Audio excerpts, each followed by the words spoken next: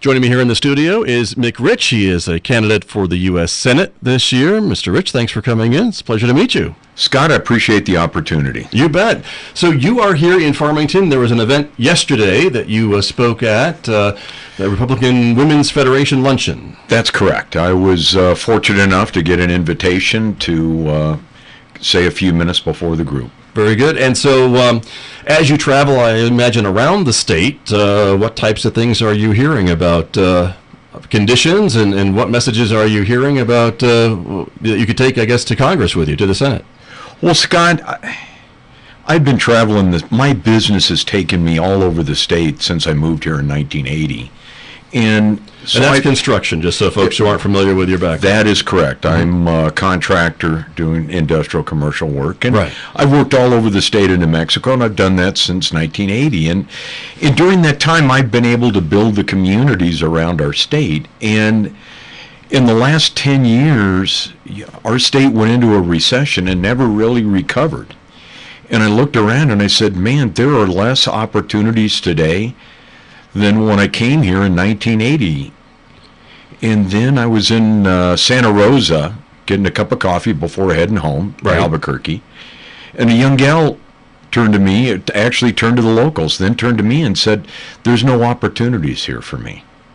Where should I go? And I would have loved to say, go here, go there. But I need to be honest, and the opportunities are elsewhere. And I said, I am getting into the race because we need somebody in Washington that's going to be focused on our jobs, our opportunities, our future here in New Mexico, because right now our senator is focused on his opportunities and his future in Washington. And so with that being said, I mean, as you travel around the state, certainly your business is based in a larger community, right? And so it's difficult in small towns, right? To find qualified workforce and also these types of business opportunities to start a business, I suppose. Well, I've been fortunate because half my business has been in rural New Mexico. When I first I married my college sweetheart, Marion, back in 1982, and I was living and working right here in Farmington. And I'd like to share with people that my wife didn't look at it that way, but I did, and I said we had our honeymoon right here in Farmington. There you go. See? In the Niagara Falls of New Mexico. So, love Farmington. Enjoyed rural New Mexico, and when we go into rural New Mexico, to build the buildings, build the communities, we hire local, and we make a point of that. And we found good people across our state. What I found is the challenge is that a lot of the good people that we've hired over the years have left, either gotten out of construction because there isn't work. And I said, I'm going to focus on jobs and opportunities. Now, and I understand it can't all be about construction jobs, though, as you know, right? I mean, there's a whole lot of other things going on in our state, or could go on in our state. I'm not talking about just construction jobs. I'm talking about take a look at our military bases and our government labs. I mean, we have other states and other senators looking into Mexico is weak in pulling and taking away our missions. Our Air National Guard no longer has any airplanes. We are the only state in the Union without airplanes for our Air National Guard. John McCain was able to pull the F-22s from us at Holloman, and now they've got all the F-22s. And we've got F-16s down in Holloman, and we're making the best of a good, tough situation. But, God, wouldn't it be nice if we all had the F-22s and let Arizona have the F-16s? I mean, that's what we need. But also, when I look at this, here it is, Martin Heinrich is anti-oil and gas, and our state is dependent on oil and gas. A third of the state revenue comes from oil and gas, and he is all good for keeping it in the ground. And I'm looking at it, go, whether it's energy jobs, whether it's jobs at our military bases, whether it's at our government laboratories, whether it's ranching, farming, I mean, we need to have our senator focused on those type of jobs and future jobs. And certainly we've seen with some of the federal cutbacks recently in some of the federal spending at the national labs and some of the military bases, as you've mentioned, it does put a state like New Mexico, which is somewhat dependent on some of that federal government investment, at risk. It's true. Right now, here it was, Martin Heinrich was voted against the confirmation as Secretary of Energy, been hassling him, hassling the current administration, and now he realizes that Los Alamos is behind the 8 ball on getting the next mission for the weapons upgrade. And all of a sudden he said, well, gee, can we work something out here? And I said, we need somebody that's got an idea what the future looks like. Right. And we'll work for that. I've also been involved on the Albuquerque Economic Development Board, as well as we're members of the Carlsbad Economic Development Community Focus Group down there. So I've looked at that. So it's not just about government job, but it's also about a senator that's willing to do what he can do to be an ambassador for New Mexico when they travel the country or travel the world and say, hey, New Mexico's a viable place, a great place. Let me ask you about energy, because you brought that up, oil and gas, of course, and you mentioned how again, what a big contributor that industry is to the state budget here in New Mexico, and certainly here in this part of the state. We've seen the ups and downs of the energy industry, and so what at the federal level could be done, or for you as a U.S. Senator, to help that industry in New Mexico? Well, the first item I look at is, especially up here in the Farmington area, so much of the area that's used for drilling is on BLM land. And under the past administration, they did everything they could to slow walk any new leases. And I'm looking at this, I'm going, New Mexico needs those jobs, needs that revenue. And I'm looking at, I will be an active participant to ensure that the BLM does not slow walk any permits. That's number one. Number two was that when we look, and I know people have looked at the Farmington area as being an issue for methane, discharge. Right. But a lot of that comes from the naturally occurring coal seams. So we need to be sure to separate out the natural occurring methane from what's happening. But right now, Martin Heinrich voted against the bill to allow, it would open up more drilling in northern New Mexico, right here in northwest New Mexico. Sure. And whenever we talk about drilling, we always hear from the other side, the environmental folks who are concerned about clean air and clean water, and I would imagine that you would be concerned about that as well. Is there a balance that we can strike between these two sides of energy development, responsible energy development, but at the same time protecting natural resources? Look, I have been backpacking and hiking since I've been 11.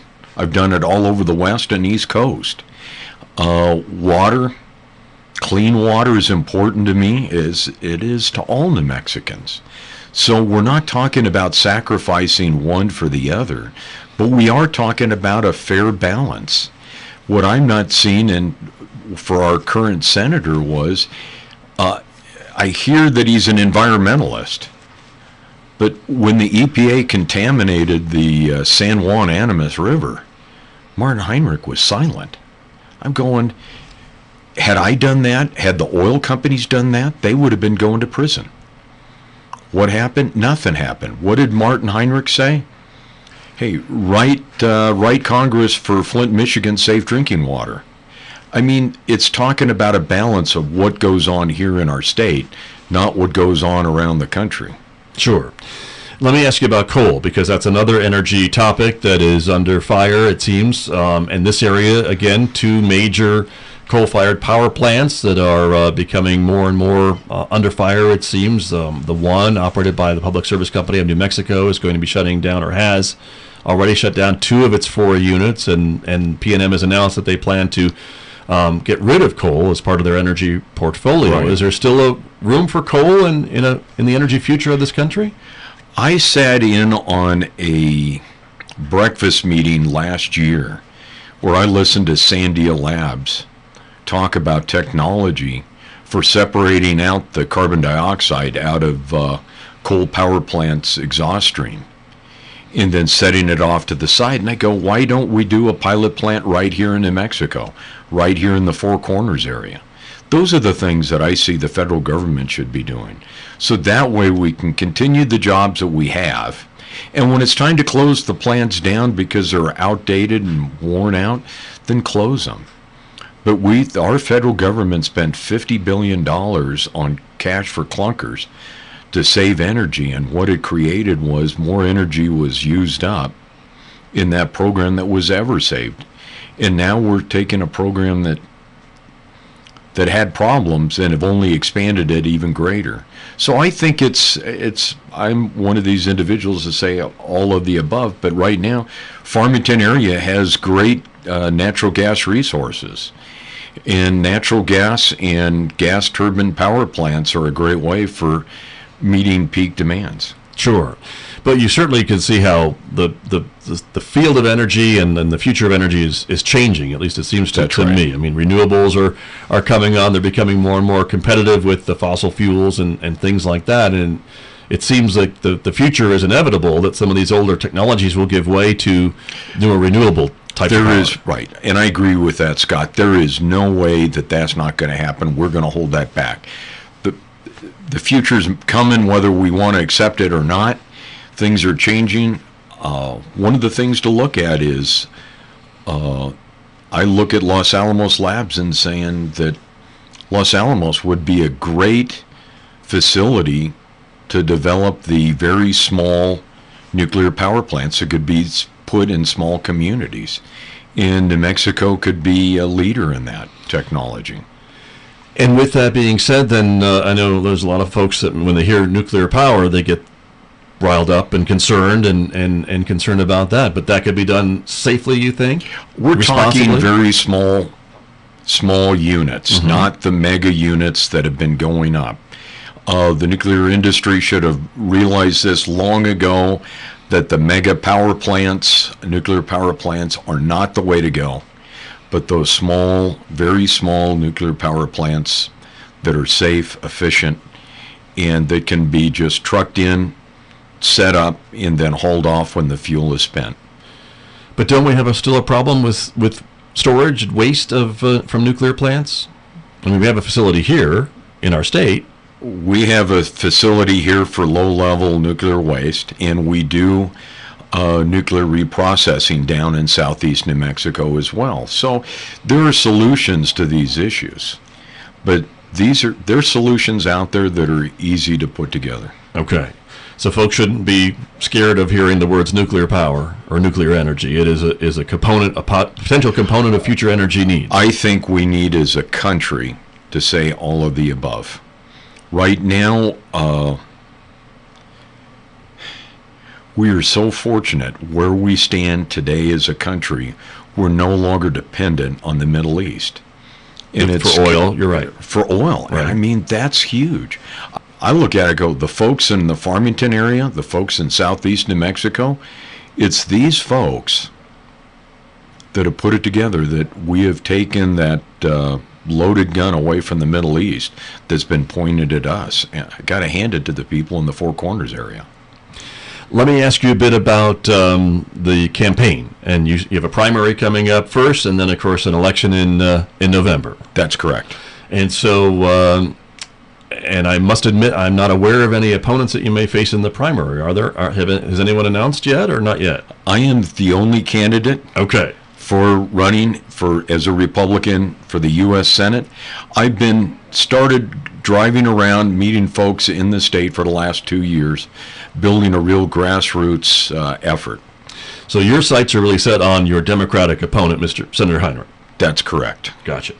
And so as you travel around, let me ask you a bit about education. Here we are at San Juan College, and higher education has certainly been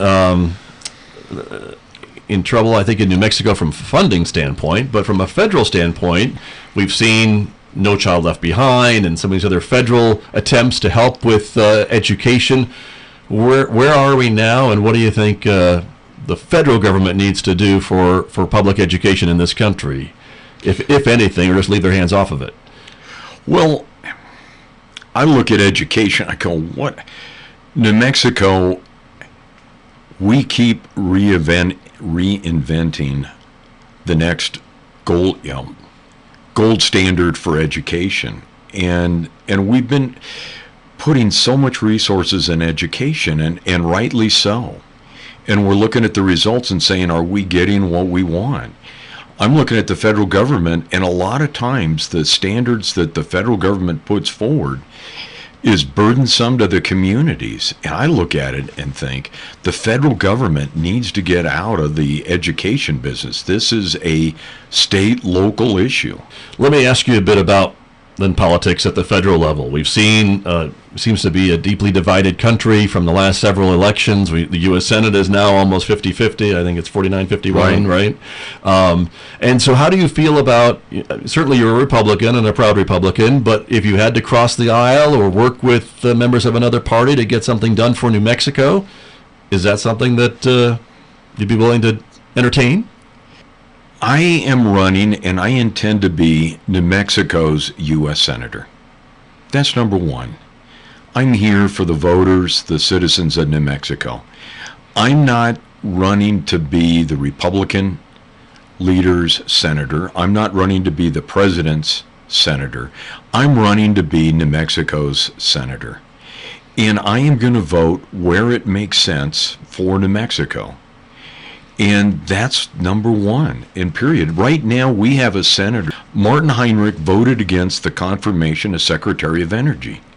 That was strictly putting the party ahead of the state. We need both our senators to have a great relationship with the Secretary of Energy. If I am New Mexico's U.S. Senator, I am going to vote for New Mexico and New Mexico's interest and nobody else's.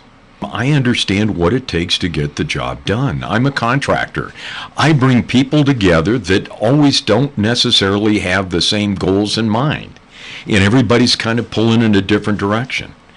And I've learned in the last 35 years that I've been in business how to bring people together to move the ball forward, to achieve. In my business, it's getting the building built. But as a U.S. Senator, it's about moving the country forward. So you wouldn't feel have a problem necessarily voting with the other party if it meant for the good of New Mexico, depending on what the case would be. It's going to depend on the bill. It's going to depend on what's going on. But it's about New Mexico, not about Mick Rich. Let me ask you about the president. How do you think he's doing? Man, there are certain things I look at and I'm happy as a clam. Right. And I'm looking at the economy. I'm looking at jobs. I'm looking at wages are finally starting to pick up. Look at all the parameters. The Dow is jumping up. I think we just hit another record today. Yesterday morning, yeah. Yeah, right. 25,000 points. Right. I said those are good. I look at my 401k. I talk to people I know. They look at their 401k. They're a happy camper. There's other things that I say, gee, I wish you had just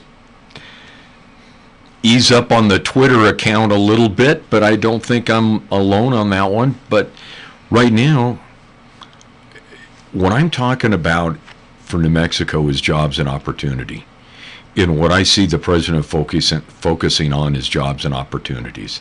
And I'm good with that because that's what we need. And as you mentioned the recession, and you mentioned that the state hasn't really recovered in almost a decade since the Great Recession, as it is called, and things like that. And so it has been a long haul, I think, to do that, and probably any recovery won't happen quickly. Is that a fair statement? I won't say that's a fair statement. All right. I think that I'm excited about New Mexico. I'm as excited today about New Mexico as when I came here in 1980. The resources that we have, the people that we have in our state, we've got so much going for us. We need a few things to turn around a little bit, but we need a senator that's going to be focused on jobs and opportunity. And I think we're ready to pop. I see it all over our state. We're ready to go back to work. Appreciate your time. I know you're a busy guy. Thanks for visiting with me. And next time you're in town, please stop by. Scott, thank you very much. Have a great day. You too.